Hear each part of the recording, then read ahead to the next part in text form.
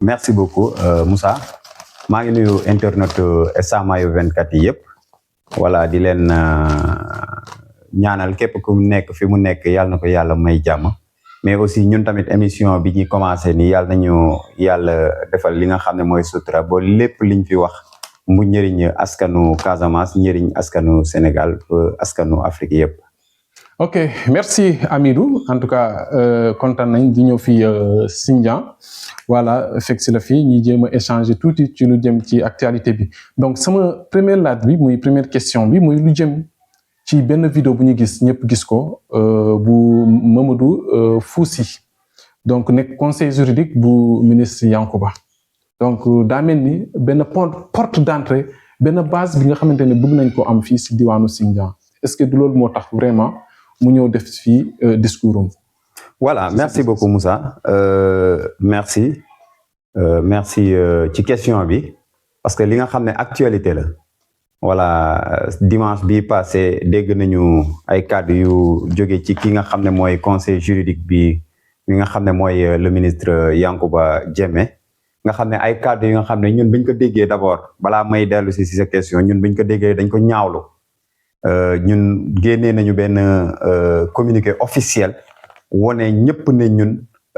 bokkuñu ci li nga xam ne wala d'accorduñu ci li nga xam ne yëkkati na ko wax ko fii Sindian ndax da ko wax Sindian parce que dañ fiy ut base parce que Sindian amul maire loolu dama defe ne du loolu man jàppuma ne loolu la parce que kaddu yi c'est vrai que vidéo yi la nit ñi gis fii Sindian mais kaddu yi am na feneen fi mu ko commencé parce que ñun ut nañu ba am ay renseignements ni am na fenn fi nga xam ne yëkkati na ko wax ko peut-être suñu chance mooy fii Sindian dañ ko vidéo fii la affaire yi fii lañ ko gër fii lañ jëlee affaire yi au sérieux mais ñoo ngi koy ñaawlu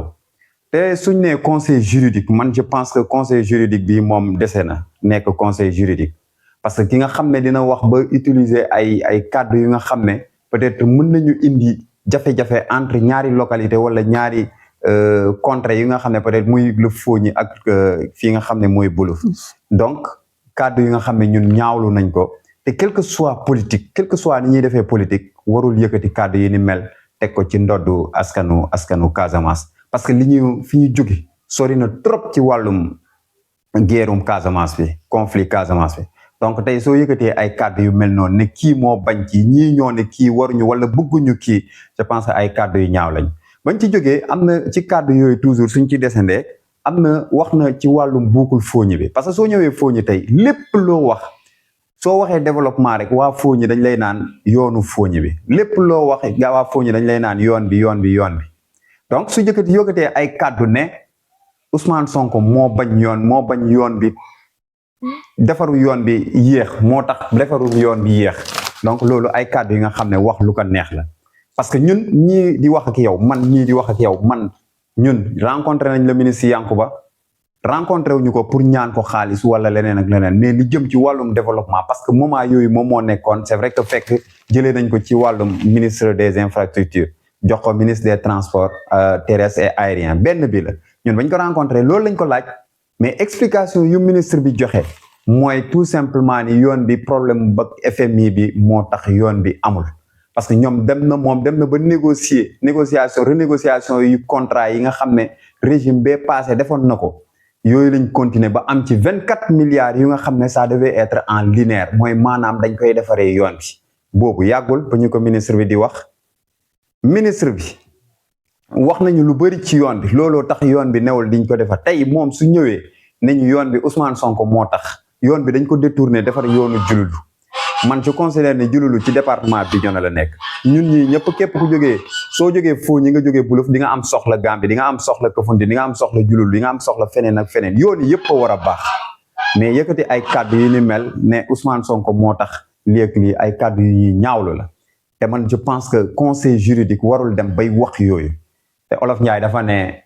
lu naar bu ndaw bi wax ci naar bu mag bi la jóge donc politique bu mu ñu jaral dara waaw moom Yankuba dem na ñun ñoo ngi fi ñu nekkoon nag moom fi ñoo ngi nekk ay patriote ñoo ngi nekk ak Ousmane Sonko ñoom nañ dem seen yoon rek ñu bàyyi ñu nag waa Boulouf jàmm nekk suñ diggante en dehors de la politique ñu nag waa Boulouf ñun suñu si lieu de service man sama lieu de service mën naa la limal ñett ñi nga xam ne waa Buluf lañu samay xarit mën naa la limal téeméer ak li ci tegu ñi nga xam ne ay waa Buluf Buluf lañu donc waa Buluf la même chose donc ñun heureusement que la nouvelle génération a compris ñu wax leen ne un vieux de 80 ans su jógee di wax kàddu yu ni mel je pense que y a de quoi s'inquiéter donc ñun dañ ko ñaawlu ba fu ñaawlu yem kàddu yooyu warul jóge ci mag warul jóge li jëm ci wàllum structure yi xam nga jaxase moo baaxul parce que utum jaxase dem na bay naan structure Thionck Essyl bi tey plateau médical bi moo gën a relevé moom dañ ko relevé parce que Ousmane Sonko ko def ñun ñi ñëpp képp ku nekk lu waaye def amal courage ne kii def na lu baax moo ngi ci yoon bu baax ñun xam nañu ñi nga xam ne ñooy doomu Buluf fii li ñuy def ci wàllum structure sanitaire bi surtout li jëm ci wàllum district u Thionck Essyl bi ñoom ñëpp dañoo booloo bokk ci ginnaaw bokk ci ginnaaw Bulu ji bi bokk ci yeneen structure bokk ci yeneen activités yi nga xam ne pour jàppale dooleel li nga xam ne mooy district u Thionck Essyl bi donc su ñëwee Ousmane Sonko fekk na district boobu am doole su ñëwee fekk ko tey ba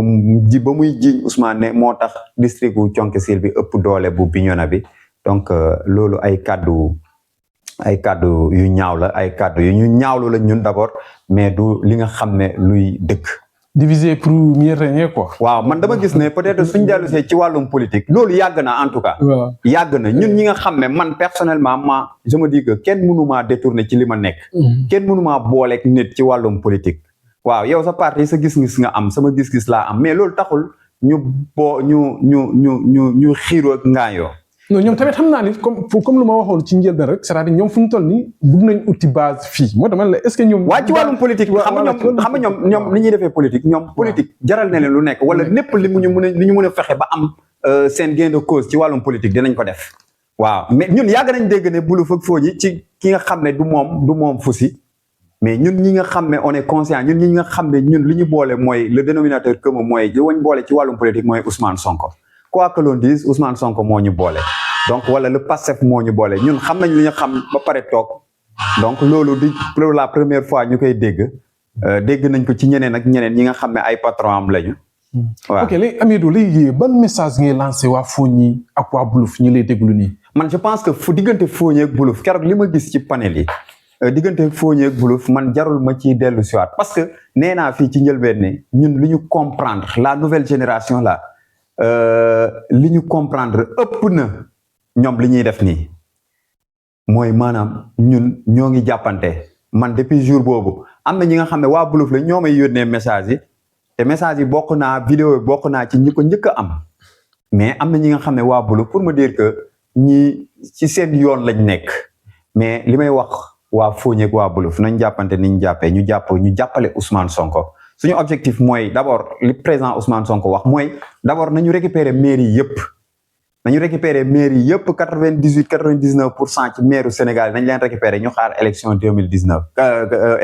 2029 ñu yóbbu Ousmane Sonko def ko président de la République comme ni ko Sénégal comme majeure partie au Sénégal niñ ko bëggee donc nañ jàppante ñu gën a jàpp ci liggéey bi waaw ñu gën a jàpp ci liggéey bi te buñ déglu ñi nga xam ne dañuy xaajale ñi nga xam ne dañuy diviser ñooñu buñ leen déglu parce que c'est des personnes yi nga xam ne voilà dañ leen dépasser. ok merci waaw léegi départ Yankuba ci parti Pastef yow personnellement daf laa bett wala bettu la. non man bettu ma man personnellement bettu ma parce que man di nga parcourir fépp samay sorties yu may def li may bind li may wax kenn mënu laa ne. mus naa ne Yankuba moo ngi Pastef parce que jëlee naa ko ci anam yu bëri Yankuba moo nekkoon coordonnateur départemental Bignona mais Yankuba depuis bu mu nekkee ministre Yankuba musul woote réunion Yankuba depuis bu mu nekkee ministre Yankuba musul convoqué musul organiser benn meeting dans le département Bignona kon nit kooku. mais je pense que balaa muy nekk sax ministre ah. parce que waaw balaa muy nekk ministre balaa muy nekk ministre. voilà balaa muy nekk ministre. non man dama jël période bu ndaw bii rek dama jël période bu gàtt bi 2 ans yi mu def. parce que ki nga xam ne ki bëgg même suñu structure famille wala structure quartier yi wala village yi munoo toog 2 ans yi nga xam ne doo tenir réunion. donc structure boobu yow fi nga ko jëmale yow rek yaa ko xam da nga bëgg structure bi dee donc kooku man suñ nee dem na feneen wala su demoon sax APR du ma doon bett mais xam nga lan la doon ci man déception la doon ci man parce que man yaakaar moo ne Yankuba peut-être dinañu doon génnee fii parce que Yankuba dafa doon liggéey ak ay nit si je parle spécifiquement ci commune Sindian am na ki nga xam ne moo yog ma dañ leen détaché yóbbu leen ministère am mais ñooñu ñëpp kenn xamul ne Yankuba il allait prendre cette décision kenn yaakaaruloon ne ci ñoom Yankuba allait prendre cette décision mais quand on sait lire entre les lignes soo xamee tuuti politique mën nga xam ne sawaay gaayan bi fi mu jëm du fi ko nit ñi di xaare donc moo tax tey Yankuba dem déception la parce que kenn xaarewu noonu ni dina am benn doomu département Bignona bi nga xam ne dina doon def li Ousmane Sonko maa ngi dégg ay sorties muy naan seen digganteem ak Jomaay mais digganteem ak Jomaay Yankuba discours yu mu fi def yëpp soo vérifié discours yu mu fi def yëpp musul wax ne Jomaay mooy xaritam wala Jomaay moo tax lii am li muy wax Ousmane Sonko te ñun ñëpp xam nañ ne tey li ñu am que ça soit maire directeur général ministre tey ñu ci gën a bëri 99,99% ñëpp Ousmane Sonko moo tax ñu doon li ñu doon ba ci président de la République tey Ousmane Sonko moo tax mu doon président de la République parce que nit ñi voté lu ñu ngir Jomaay mais nit ñi dañoo voté ngir Ousmane Sonko loolu ñu wax ko wala ñu ñàkk koo wax looloo am moo tax Yankuba départ bi ñun on continue à travailler waaw Yankuba ñun liñ fi gagné dans le département de Bignona du moom moo tax ñu gagné ko donc les communes yi nga xam ne département de Bignona les communes yi nga xam ne gagné woon nañ ko élection yi passé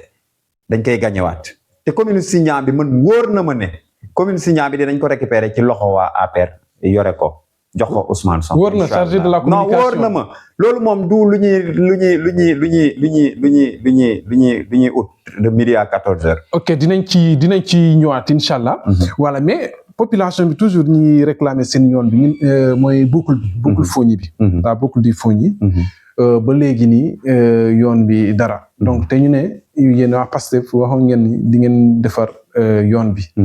voilà mais ba tey jii nii. temps yële sax chauffeur clando yi mooy ñi ngi doon dem di colmater di rembler. si voilà ñun ñi du ko chauffeur clando yi man mii bokk naa ci. très bien man soo xoolee am na ay déclaration yu ma def ci nawet bi parce que bokk naa ci ñi nga xam ne ñuy defar yoon bi ñuy dem di rembler yoon bi. ba récemment bii dimanche bii Fousi ñëw fii di wax yoo xam yu muy wax ni ñun ñoo ngi woon ci yoon bi mais yoon bi il faut que ñu def attention parce que communication lu fort la. Yankuba ñun ñoo nekkoon dans Pastef Yankuba ñëw na fi wax benn yoon ni yoon bi incha allah su nawet bi génnee naroon nañ ko commencé mais nawet baa ngi dugg si su nawet bi génnee rek dinañ ko doon defar nawet bi génn gisuñu dara ñun ñii waa Sindian def nañ délégation rencontrer Yankuba c'est pour la première et la dernière fois ñu rencontrer Yankuba étant ministre mais fekk boobu jëlee nañ ko ministre des infrastructures transport ainsi de suite jox ko ministère transport terrestre et aérien seulement génne infrastructure mais Yankuba ba muy def déclaration c'était à l'occasion gàmmu Fogny bi la woon ne yoon bi dinañ ko doon defar bañ ko laajee mu ne ñu li tax yoon bi neewul di démarrer ren la woon il y a 3 mois mënuma jàpp date bi exact mais il y a quelques 2-3 mois de cela mu ne yoon bi lu tax ñu yéex a commencé defar yoon bi c'est parce que problème ak FMI bi la donc contrat yëpp yi ñu renégocié woon affaire yëpp la ñu bloqué donc looloo tax yoon bi newul di ko defar mais su problème mu FMI bi suñu yëkkatee problème mu FMI bi rek dinañ commencé dinañ tàmmali defaru yoon bi donc ci communication bi damay gis nit ñi di naan beaucoup de promesses ba pare bëgg koo teg ci ndoddu gouvernement bu bees bi suñ nee beaucoup de promesses nga xam ne promesses yooyu ñun gis nañ fi lu nekk pose première pierre ak régime APR pose première pierre tey visite ministre des infrastructures lii yoon bi dinañ ko commencer traçage étude environnementale voilà waa RSE ñëw jaar ainsi de suite yooyu yëpp ci régime APR la jaar su dee régime Pastef bii am na benn yoon bi mu fi def promesse mooy benn yoon bi fi Yankuba def déclaration ne dinañ defar yoon bi tey Fousi xam nga ne loolu c'est pratiquement le jour gis na yàlla nu muy def ñun jour bi ñu nekk di rembler jour boobu la Fousi di ñëw di naan Ousmane Sonko moo tax yoon bi defaruñu ko te même su dee yoonu jululu bi ba léegi commencé guñ ko donc problème bi am yoonu Sindian moom moo am problème moo am peu mais ñun li ñuy ñaan mooy quelles que soient les circonstances yoon bi nañu ko defal rek. donc si je comprends bien boo gisee ni yoon bi ba léegi mënuñu ko defar maanaam commencé defar maanaam problème FMI bi donc moo taxit d'après ministre explication ministre bi waaw. mooy l'ancien ministre des infrastructures. voilà donc loolu la wax. moo tax yoon bi mu bloqué wu nii ba léegi. ok donc de toute façon il faut que toujours ngeen communiquer comme yow yaa ngi nii ak population bi. voilà ngeen xool vraiment parce que manipulation bi dafa bëri. loolu laay wax manipulation bi dafa bëri. voilà dafa bëri te ministre bi si boppam ñun ñun ñoo toog ci salle il nous a reçu la coordination communale Sindian waxuñu ko leneen lu dul yoonu Sindian lan moo tax yoonu Sindian c'est pour. lui servir. dañ ko doon servir après yéen seen rencontre boobu. est-ce que jot ngeen tamit toog ak population bi ngeen def leen compte rendu. mais dañ doon communiquer ak population parce que à chaque fois xam nga communication jarul ngay woote réunion ak yooyu. ñun fépp fi ñu yoon may fépp fi ñu communication occasion may dañ ci doon wax ak population yi mooy dañ doon bind dañ doon wax parce que ñun on nous interpellait partout même soo yéegee ci oto sax sooy dem ñu ne la. yéen yoon bi ngeen ne yoon bi kañ lañ koy defar yoon bi ngeen ne woon dinañ ko defar yoon bi ministre bi defoon déclaration. mais ñi ko bëgg a déggoon nañ ne problème FMI bi moo taxoon yoon bi mujjeewul am parce que déjà mën naa la jox chiffre bi ñu ministre bi jox 24 milliards la ñu renégocier ci yeneen contrat yi nga xam ne feneen lañ nekk léegi 24 milliards yooyu duñ ko joxe xaalis du xaalis mais ñooñu nga xam ne ñoo yore ci yeneen entreprise yi dañ koy def en linéaire mooy Sindian jëlee ko Bignona jaaree Sindian dem ba Djibidione en attendant parce que lim na yenn yoon yi nga xam ne peut-être jógee parce que ñëpp xam nañ ne jógee commune Oulampane bi dans le même arrondissement nga jógee commune Oulampane bi fu nga ñëw ba Sindian pour jaar yoon bu baax fu nga jaar Sindian wala nga jaar Bignona ainsi de suite am na ay yoon yi nga xam ne yu mu ne dinañ génn dem ba la zone des palmiers yooyu yëpp ministre bee ko lim donc tey yooyu yëpp moi je ne pense pas ni li muy wax ni Ousmane Sonko moo tax te ba ne dem na ba ne Ousmane Sonko moo tax bëggoon na sax Yankuba ak li Ousmane Sonko defal Yankuba yëpp mais bëggoon na ba dem ba bañal Ousmane Sonko nekk ministre Diomaye moo intervenir ñun tey la ñuy soog a dégg ñuy wax waxu Diomaye en tout cas Ousmane Sonko lañ ñu doon wax te dernièrement ministre bi man ak moom nekk nañu ànd naa feek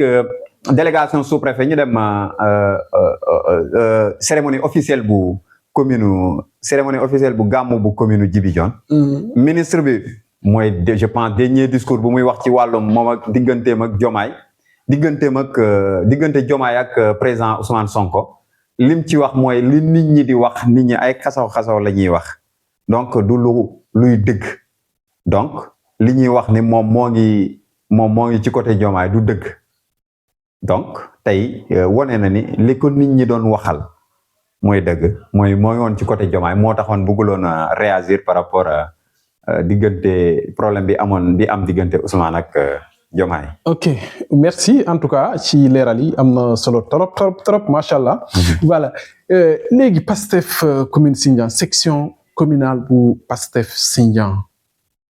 tey bu dee terrain football la dinaa ne seen côté bi le camp adverse foofu la ñuy jaaree quoi pour démarquer mais en tout cas am ngeen liggéey. donc foo vraiment ngeen yokk yéen a ngi liggéey mais foog ngeen yokk. léegi sama question bi mooy depuis 2024. xam nga 2024 la ñuy gagnoon Macky Sall. est-ce que depuis boobaa yéen la section communale bu Pastef Sindian est-ce que am na ay activités yi ngeen di mener fii ci biir Sindian ci commune Sindian pour animation parti bi pour parti bi gën a dundaat. animation oui balaa élection yooyu parce que élection Macky Sall yi ñun ñoo gagné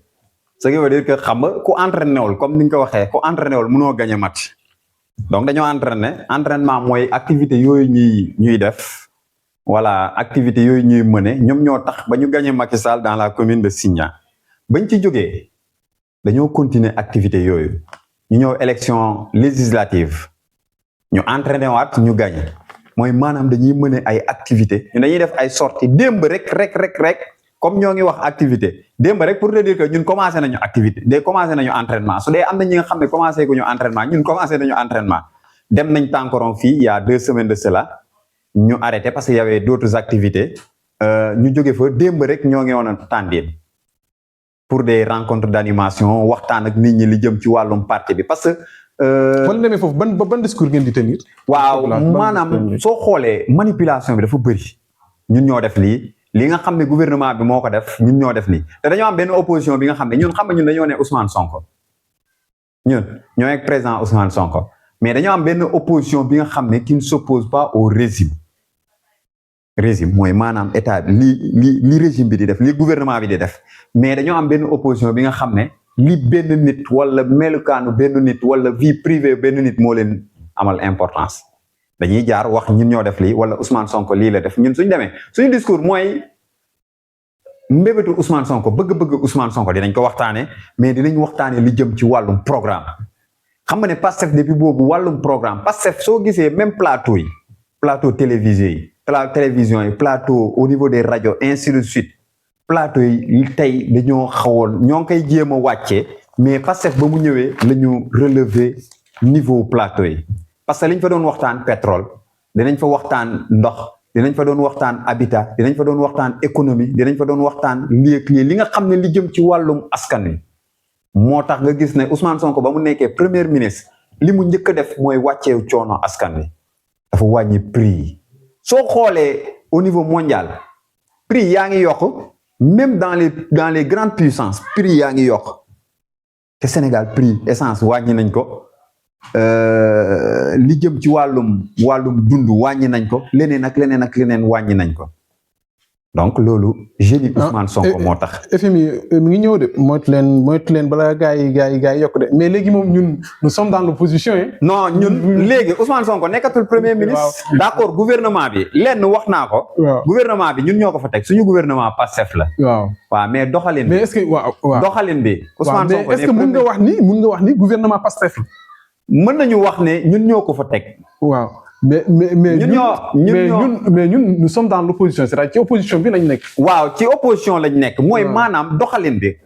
xam nga mën nga yóbbu benn affaire ba pare nga taxaw na leen ne léegi doxalal kuy doxal ñuy doxal ñoom la responsabilité bi incombe fu mu toll nii ñun Pastef bokkatuñu ci gouvernement bi mais régime bi fi nekk président bi fi nekk ñun Pastef ñun ñoo ko fa teg léegi FMI su ñëwee li Ousmane Sonko doon bañ. prix yi yokk restructuration am su amee ñoom la rek qu'ils prennent leur responsabilité de toutes les façons lépp li mënta doon ñun dinañ continuer communication dinañ continuer wax ak population yi ne leen léegi moo fi xewoon léegi moo nekk di xew loolu moom du ñu bàyyil kenn parce que Ousmane même ba muy nekk premier ministre ñi nga xam ne ñoom la doon liggéeyal da leen doon nekk képp ku fi luubal képp ku fi def li nga xam ne du ma la défendre te di nga ko lay ak yoon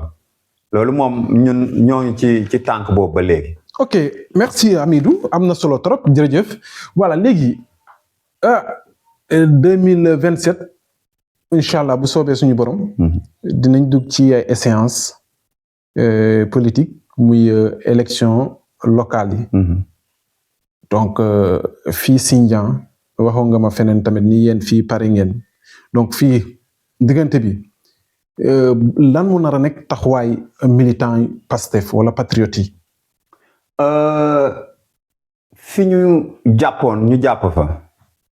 xam nga am na ay échéances. mais yéen fi ngeen jàppoon ci local yi foofu baaxul de. non pas local yi yéen waa Sindian. non militant yi maanaam xaaral man fi ma koy jëlee. waaw mooy maanaam après xam nga ñun élection yi dañ ko perdre en 2022. xam nga dañoo perdre local yi en 2022. yéen Sindian. ñun Sindian waaw ñun Sindian. waaw su ma waxee ñun Sindian laa bëgg a wax. waaw bañ ci jógee ñu ñëw élection après élection 2022 ñu ñëw élection présidentielle yi ñun ñoo gagné de présidentielle yi ñun ñoo dóor ay dóor yu métti Macky Sall. ñu ñëw législative yi ñu gën a yokk gis nga élection yee ñu perdre 2022 xam nga parfois ñàkk baax na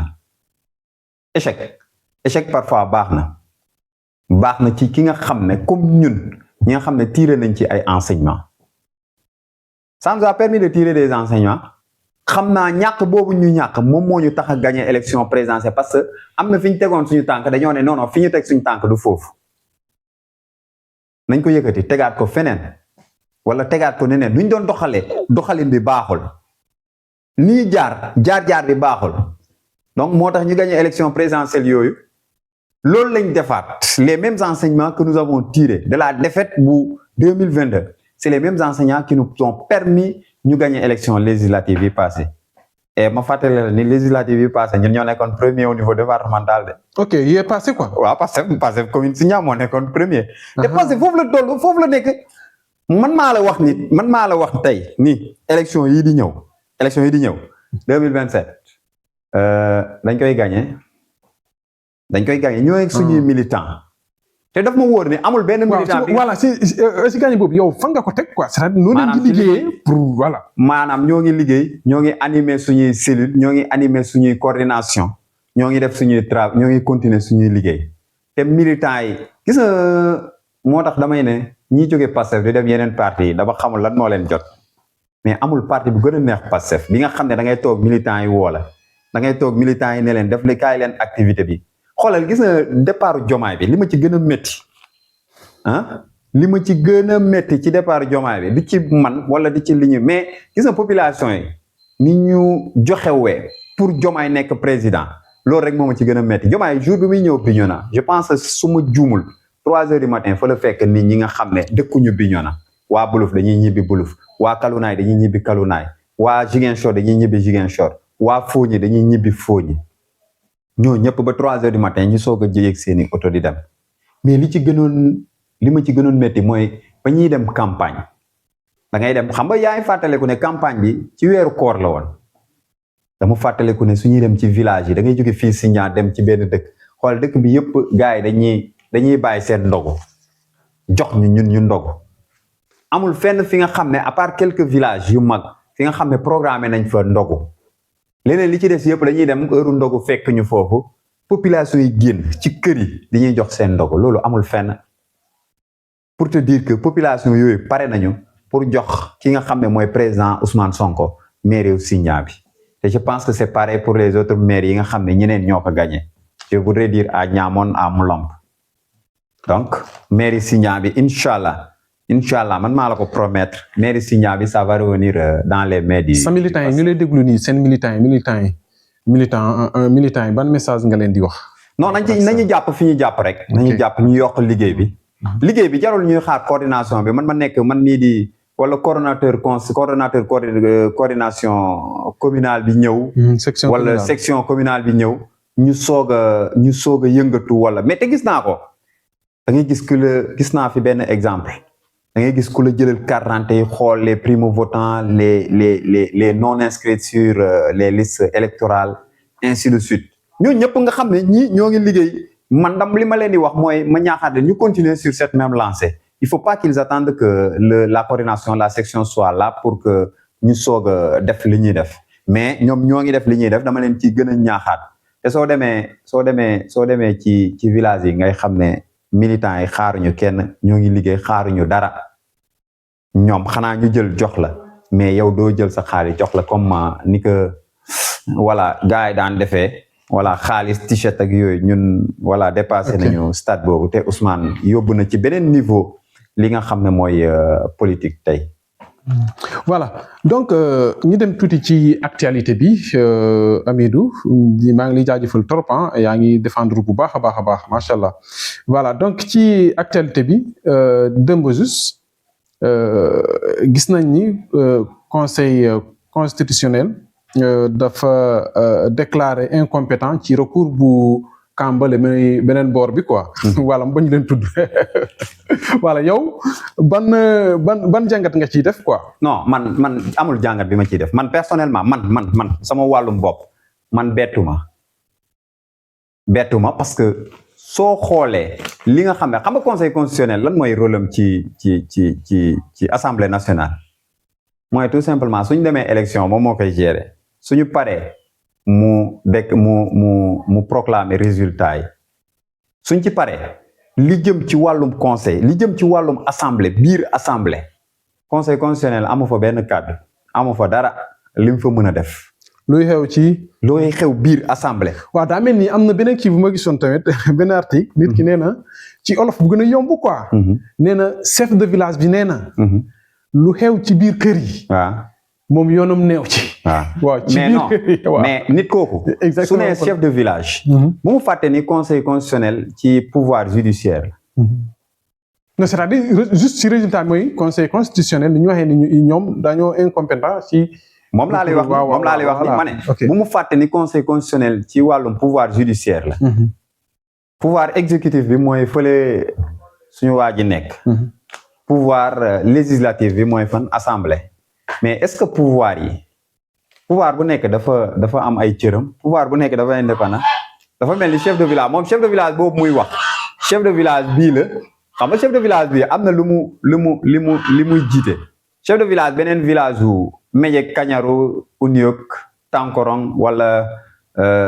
Kubanao chef de village boobu tamit am na lu muy jiite ñooñu ñëpp du problème mu chef de village bi problème mu quartier wu benn quartier Sindian wala benn quartier Kañar wala benn quartier Uniok mooy am problème ba chef de village wu Kubanao bi ñëw di koy régler est-ce que yaa ngi comprendre donc conseil constitutionnel su joxee parce que li nga xam ne mooy élection moom moo koy gérer mais su joxee élection yi ba pare leneen li ci des yëpp yoonam nekk ci ñooñu tamit am na li nga xam ne mooy seeni droit am na li nga xam ne mooy seeni loi am na li nga xam ne mooy seeni doxalin donc conseil constitutionnel sama doxalinu kër gi mooy assemblée nationale conseil constitutionnel amul leneen li mu fa mën a def da leen di bàyyi seen pouvoir la ñoom seen biir la xam nga bañ nit da lay defloo li nga xam ne li nga war la def dina la dugal fi nga warut a dugg mooy maanaam li député yi def keroog mooy dugal benn recours ne dañuy def recours réintégration Ousmane Sonko bi te xoolal gis nga yàlla nu muy def Ousmane Sonko dañ ko ñu réintégré Amadou Ba amul bruit ñu réintégré Momar Talla Momar El Hadj Momar ñooñu ñëpp seen réintégration amul bruit alors qu'ils étaient tous dans le gouvernement. La deuxième chose suñ ne article 54 de la constitution est-ce que dafa ne bu nit dellu assemblée dafa ne tout simplement les deux ñaari postes yooyu compatible ñu nga nekk ministre nekk député incompatibilité bi soo xoolee même yow bi nga xam ne jàngoo droit wala leneen ak leneen mais ministre yi dañuy ñëw assemblée su premier ministre di def déclaration politique am ministre yi dañuy ñëw suñ ne question de l'actualité ministre yi dañuy ñëw léegi est-ce que ministre bi nga xam ne dafa war a défendre boppam mën na nekk député jour bi nga xam ne ñaar ñi tase nañ mën na nekk député nekk ministre mënul nekk loolu suñ la ko waxul sax war nga ko mën a xam terre à terre léegi yow mais may na la nga suspendre te ba pare damay dégg ne yow li nit ki heureusement que waxoon nañ ko sinon dinañ ne dañ ko falsifier heureusement que le doyen Alla Kane waxoon na ko jour bi ñuy je vais vous lire je vous présente la lettre de démission de notre camarade Macky Sall dafa démissionné moom mënatul dellu si parce que moom dafa démissionné xam nga moo ngi fële ca Maroc tu dellu si waaw moom mënatul dellu si mais ba mu liiree ba mu jëlee bu Ousmane Sonko dafa ne la lettre de suspension du président de notre camarade de notre collègue Ousmane Sonko suspension ak nit ki li mu wax ci micro bi ci biti l'administration ñun tout le temps dañ koy wax l'administration est écrite lu loolu la ñuy wax waaw li ñu présenté président assemblée mooy dañ ko bind mais léegi moom su demee toog ci benn plateau télévision wala mu dem ci biti ñu interview ko et il peut se tromper ne au lieu de suspension mu ne au lieu de suspension mu wax démission donc loolu yëpp mais ñoom jëluñu li kële wax li mu bind li mu signé mais moo gën a sacré que li mu wax ci biti donc lii bettuma assemblée amul conseil constitutionnel amul benn mainmise sur l'Assemblée nationale ça m'a pas surpris je savais que assemblée bu conseil constitutionnel bu correct conseil constitutionnel bu jub conseil constitutionnel bu neutre nii rek la mënoon def lii rek la mënoon doon donc il allait se déclarer incompétent sur cette question et le président Ousmane Sonko est devenu comme ni ko booy di waxee panos président de l'Assemblée nationale Ousmane Sonko effectivement ok léegi dina ñëw ci l'avant-dernière question oui muy defoon na sortie ci RFI ak France 24 yaakaar naa déglu nga ko donc ban message lañ ci jàpp quoi ci lu mu wax li ma ci jàpp mooy question dette cachée bi xam nga fi ñu egg nii xam nga dette cachée bi xam nga yow da ngay jël ci li gars yi di jël li gars yi di seppi jël xam nga ñoom Ousmane Sonko mën na def discours fii ba suba mais li ñuy ut du lu ci li nga xam ne luy njëriñ parce que Ousmane su toogee luy njëriñu askan wi lay wax mais xoolal dañuy xool benn affaire ñu seppi ko moo tax dama yërëm opposition bi nga xam ne doo proposer doo def dara xam nga dette cachée bi dañoo ne Ousmane nee na moom dette cachée bi il n'avait pas tous les leviers moment yooyu levier yi mooy lan mooy dette cachée bi su amee ngeen xool fan la mbir yi jaar mais dette cachée bi ñu waxee président wax na ko mais ñan ñoo def njombe yooyu yëpp am ñoo ngi fii ñoo ngi ci télé yi tous les jours ñoo ngi wax ci télé yi di wax lu leen neex ñoo ngi ci média yi di wax lu leen neex mais ñooñu la Ousmane ne moom amul levier yooyu waxul ne amul moyen ainsi de suite mais Ousmane am na kuy njiitam am na njiit donc Ousmane su waxee loolu levier mooy amul prérogative yu nga xam ne mën na jël ay décision ci ñi nga xam ne ñoo def loolu mais Ousmane fi mu taxaw ni am na dette cachée am na loolu nëbbu ko dellu si ginnaaw nee na structuration biñ ko wax tamit nee na suñu defee structuration ça n'engage que mais moom toujours il est contre la structuration comme ci jógee laal na sport parce que xam nga ne ñoo ngi ci période mondiale li mu wax li nit ñi di wax ci suuf loolu la wax ci kaw te loolu la mel. ñun ñëpp loolu lu mu wax noonu ci sport bi gars yi ñu ngi koy coow ah. non dinañ ko coow parce que ñoom xam nga. nee naa la benn affaire la ñuy seppi joxe France ñun ñëpp xam nañ ne France équipe France bi. soo ci limee depuis lu yàgg ñoom Zidane ak ñoom Thuram ñoo ñëpp képp koo ci woo ñu wax la nationalité am africain la ñoo ñëpp ils ont des nationalités africaines loolu la wax nee na Afrique am na li nga xam ne moom moo ko moom Afrique am na chance sur le plan des ressources mais ñun ressources yi kan moo ci bénéficier personne ressources yi gisuñu njëriñu ressources yi Sénégal en commençant par le Sénégal nga dem yeneen pays ay Guinée ay yooyu doo lim ressources yi ñu am ba jeexal non mais tey ressources humaines yu Afrique am mais ñoom ñooy servir par exemple la France loolu la wax France seen équipe bi ñi ci gën a am doole tey ñëpp ay africains ils ont des origines africaines Dembélé Mbappé loolu dañ koy wax tous les jours Ousmane moo ko wax parce que Ousmane moom li mu wax il n'est pas n'importe qui mais ñun ñi ñëpp dans nos jotaay dans nos lieux publics suñuy place publique loolu la ñuy wax on le dit tout le temps donc ñoom soo xoolee opposition bi revenant sur ñoom seen xeex yëpp benn nit la waaw au lieu ñu soutenir Ousmane ci li muy wax ci tubaab yi non il préfère ñu wax ci ñu jàppale tubaab yi lépp li Ousmane wax ñoom l'essentiel nañ ko contradire te ñoom lenn laa leen di lancé mooy ñu xam ne ils ont une nouvelle génération bi nga xam ne ñoom dégluwuñu leen ñun ñoo ngi soog a comprendre ne ndekete nii lañ doon doxalee politique ñetti nit juróomi nit di doxalee ni mu leen neexee politique u Sénégal wala di doxalee jiil Sénégal daf ko téye ko seen loxo loolu jeex na soo xoolee lépp li ñuy wax man su ma doon ñoom dama doon noppaleeku li xew arena keroog rek ça servi de leçon nit ñi dañuy na jeunes yi bàyyi nañu Ousmane ñun les jeunes là man damay jël commune Signa bi gisuma benn nit di fi jóge naa Pastef damay dem parti bële ñun ba ñuy dem élection locale yi y avait Bourabé qui était là Yankuba qui pesait lourd incontestablement mais Yankuba après il nous a rejoint yaa ngi gis pour te dire que Yankuba nous a rejoint que Dieu ait pitié de son âme. Amen. Yankuba est venu avec beaucoup de militants ñu ñëw Pastef ak keneen je ne veux pas aller trop vite en besogne mais dans peu de temps di nga gis ay mouvement yu ñëw au niveau communal yu ñëw seey ci Pastef ñi nga xam ne ay leader la ñu woon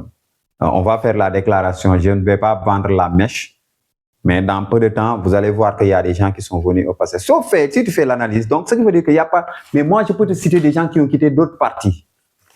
les anciens partis là. non kon gars yi lu ñu doon wax ni Pastef doo leen ubbi bunti yi kon loolu moom amul quoi. surtout non dañuy wax lu leen neex ñun on ouvre les portes. ok mais ñun président Ousmane Sonko lu mu ñu wax dafa leer képp ki ngeen xam ne loxoom set na képp ki ngeen xam ne gis na la vision du Pastef dinañ ko ubbil portam mais ki nga xam ne démb yaa fi newoon Pastef mënul doon nii Pastef nële yow nan lañ lay ubbilee porte yi yow ñun dara wóoruñu ne yow. non mais mun ngeen ko jël ngeen nettoyer ko rek ngeen formaté ko rek ngeen am. waaw mën na nekk. waaw mën na nekk mais am na ñi nga xam ne gis na la politique la da ngeen ay. gis na am na ñi nga xam ne gis na la politique au Sénégal am na ñi nga xam ne man je dis aux gens que man président Ousmane Sonko mooy sama leader un point un trait dépendre ma ci kenn suñu structuré en fonction la hiérarchie dinaa ko respecter mais pas pour xaar ci yow dara man tey damay jóg ma xëy dem liggéey am naa je suis professionnel xam nga lenn moo may métti nga ne ma tey doo dem jàngale wala dañ la dàq ci jàngale ça me fait mal mais pour leader wala pour politique li jëm ci wàllum politique alors que y a des gens par contre y a des gens yi nga xam ne politique la ñuy dundee donc ces gens là est-ce que yow mën nañu ñëw ba nga raxas yow tu vas te dire que kooku est-ce que su ñëwee mën naa raxas li nekk wala li mu fokk li mu jàpp est-ce que mën naa ko génnee ci moom nga xam ne dafa defee ne politique soo waxee politique rek il te parle d'argent man tey je prends mon argent j'ai été à l'investiture j'ai pris mes propres moyens je suis allé assister et je suis revenu kenn fayuma xaalis kenn joxuma li ma fa jënd sama bracelet la yëkkati ko ñu gis sama bracelet ana bracelet bi le guide de la révolution voilà bracelet bi samay t-shirt samay casquette yëpp j'ai pris mon argent ma jënd ko et ça a servi dañoo ne na gars yi les analystes les économistes de Pastef dañoo war a def benn jàngat Ousmane Sonko su convoqué benn activité normalement dañoo war a def analyse ñu xool qu'est-ce que ça a apporté au pays en termes de retombées quoi en termes de retombées financières gis nga keroog dimanche bi oto yi dañoo daw soo génnee arena oto yi dañoo daw comme xam nga dimanche yoon yi dañuy libre mais keroog embouteillage da doon am parce que ñëpp doon tout le monde converger vers Diamniadio ñëpp doon dem Diamniadio ñëpp doon génn Diamniadio à 19h mais li fa nit ñi jaay day dem ci gafaw réew mi li fa nit ñi jënd jaay maire bi jaay sandwich maire bi jaay ndékki ki doon jaay t-shirt ki doon jaay porte-clés ki doon jaay léeg donc pour dire que Ousmane phénomène la donc du n'importe qui la ñuy jël dinañ jël ñi bëgg a ñëw am na ñi nga xam ne dañoo nee naa la mën naa la limal fii ba suba ñi nga xam ne dañoo jógee ci yeneen parti yi ñëw te tey ñoo ngi dans Pastef jox nañ leen ay responsabilités donc c'est bien rafet na incha allah nañu massifier rek parti bi incha allah voilà léegi ñu ngi ci la toute dernière question voilà yow en tant que leader politique fii ci commune Sindian ban message ngay lancé waa Sindian waa Fogni ak Casamance yëpp ban message nga leen di jox mooy tout simplement nañu gën a dëgmal liggéey bi nañ gën a def liggéey bi massification yi nañ jël ñëpp nañu massifier ñu dugg ci kër yi ci quartier yi ñi nga xam ne comprendre ñu woon nañ leen expliquer ñu gën a comprendre waaw fii Ousmane jëme yoon parce que Ousmane amul lenn li mu joxewul ñun département Bignona bi dañoo war a gën a farlu parce que am na lenn lu bari li nga xam ne perdre nañ ko mooy maanaam ci combat bi perdre nañ fii soo xoolee 80 jeunes yu gaañu yi nga xam ne dee nañu ci combat bi li ci gën a bari ñun di département Bignona moo ko enregistré donc war nañu gën a farlu ci liggéey bi jàppale président Ousmane Sonko ci li mu nekkee ñu xam Ousmane Sonko yoon bi mu ñuy yóbbu Ousmane perdre na lu bari sacrifié na donc nañ ci jàppoon nañu nañ ci jàpp ci jaxase bi nañ ci moytu ki dëkk Kalunaay mën na la ne man Fogni laa jóge man sama famille Fogni la ki dëkk Fogni dina la ne ñun on nous dirait que on nous dit que ñun Buluf lañ jóge jegun ñun par exemple les familles Sané suñu jaar-jaar dinañ la ne jaar nañ ba jaar jegun ainsi de suite donc am na keroog ki ko fàttali donc nañ ci moytu ñu xam ne la nouvelle génération warul tomber dans ce piège des vieux de ñi nga xam ne ñoo ngi compter seen bésu dee ñuy dugg ci yooyu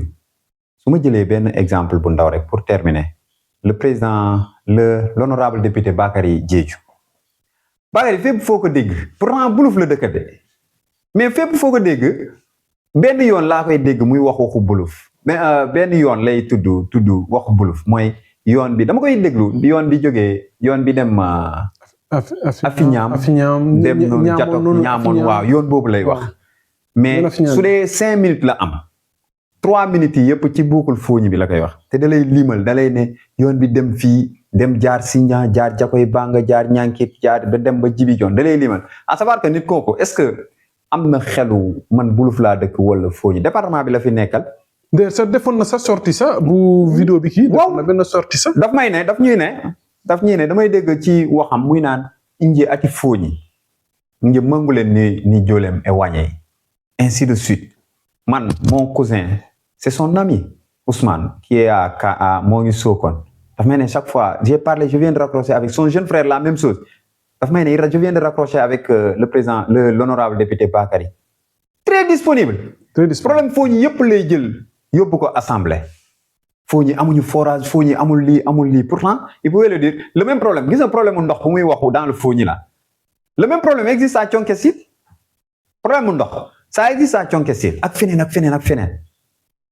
mais da koy wax dina waxu Kalounaye donc il est là pour le département de Bignona et on fait la même chose ñun noonu discute avec démb rek sama frère moo ngi may naan sama cousin sama neveu moo ngi may naan j'ai raccroché avec Sekouna directeur Sekouna mu ne ma lii ñeneen man dans mon lieu de service ma ne la mën naa la limal 4 ñi nga xam ne relation yu rafet moo nekk suñ diggante yu rafet lu nekk yéene nañ ma ko ñooñu waa buluf lañu donc pour dire une fois de plus nañ jàppante ñun ñi nekk Kalounaye waa fa am na waa Kalounaye te mënoo nekk à Sindian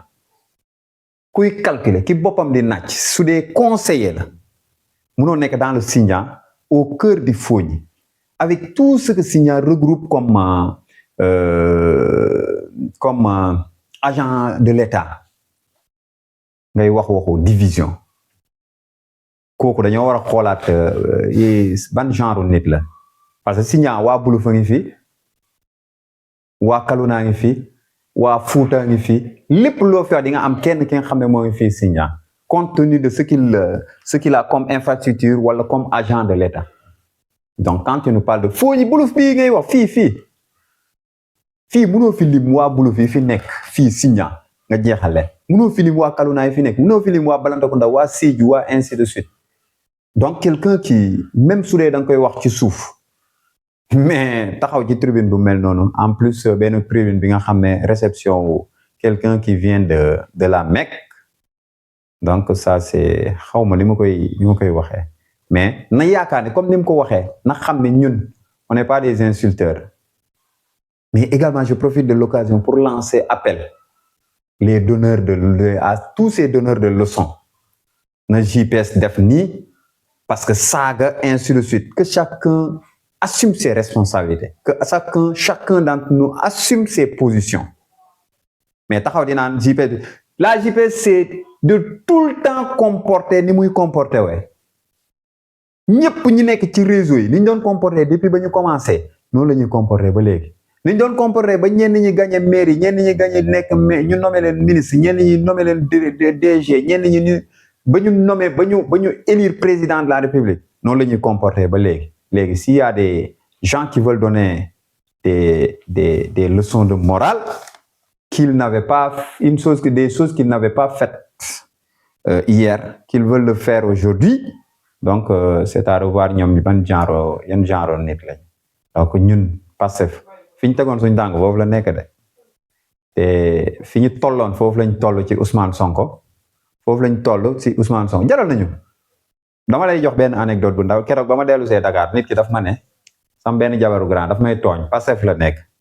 dugal naa ko Pastef quoi léegi APR la nekkoon ma dugal ko Pastef mu ne ma lan moo la jaral dem fii ba Dakar ma ne ko Ousmane Sonko su convoqué woon réunion suba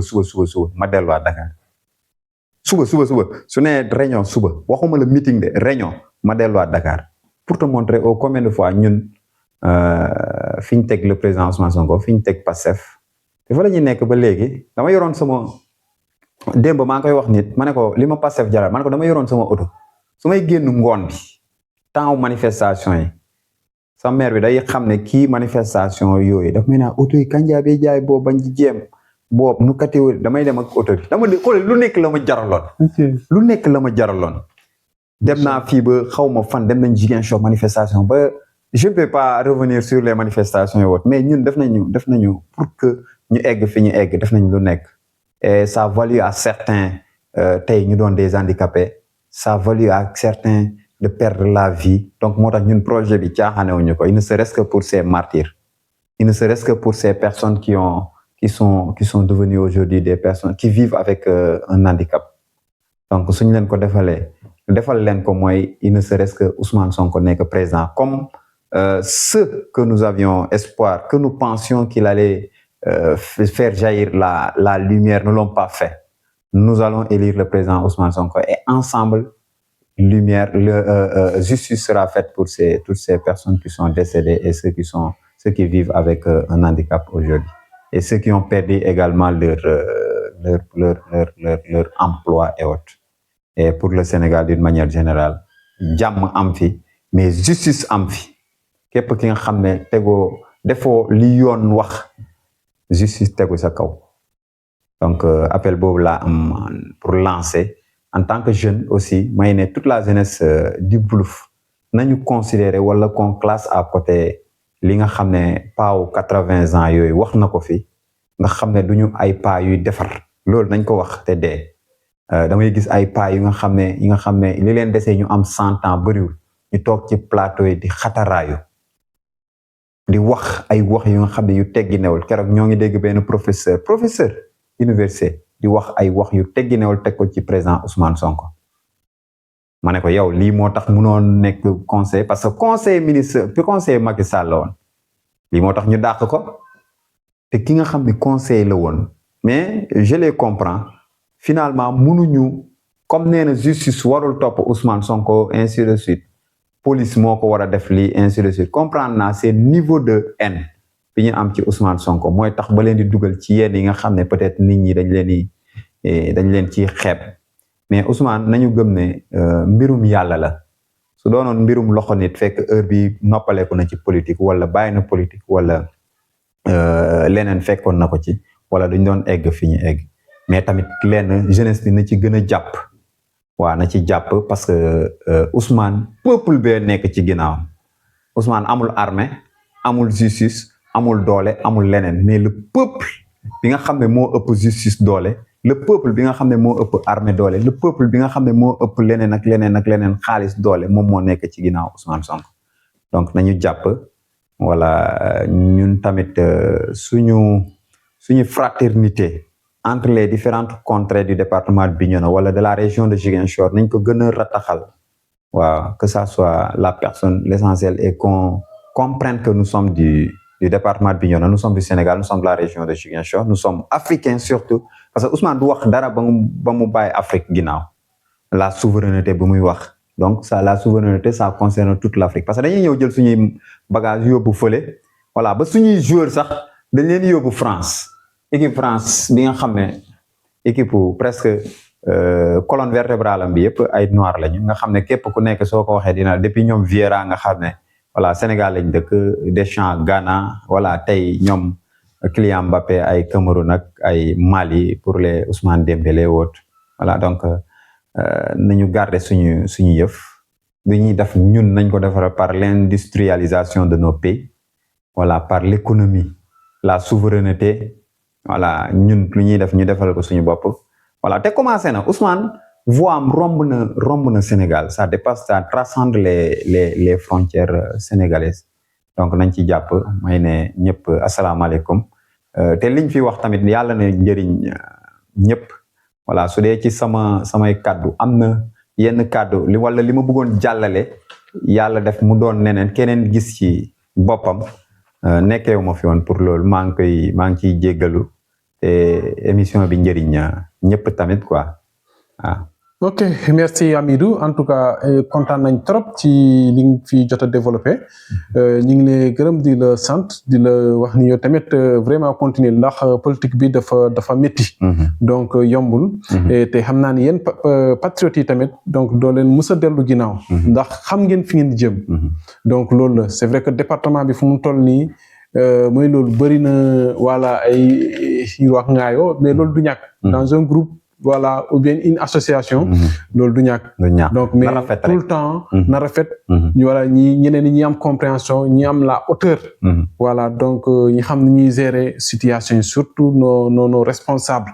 voilà donc nañ ci bàyyi xel bu baax a baax. ñi xam ni projet bi. am na ñi nga xamante ne seen bakkan da ciy des. pour projet bi mun a taxaw. donc buñ ko caaxaanee. buñ ko caaxaanee projet bi. nañ ci jàkk ba mu dëgër. këcc waaw loolu laa gëm te tamit ñi ngi préparé pour échéance yi di ñëw. donc nañuy gën a taxaw gën a wàcc sur le terrain. voilà vraiment pour projet bi mun a dem ca kanam. donc maa ngi gërëm internautes yi. ñëpp ñi connecté wu di déglu émission une minute de vérité si seen chaîne bi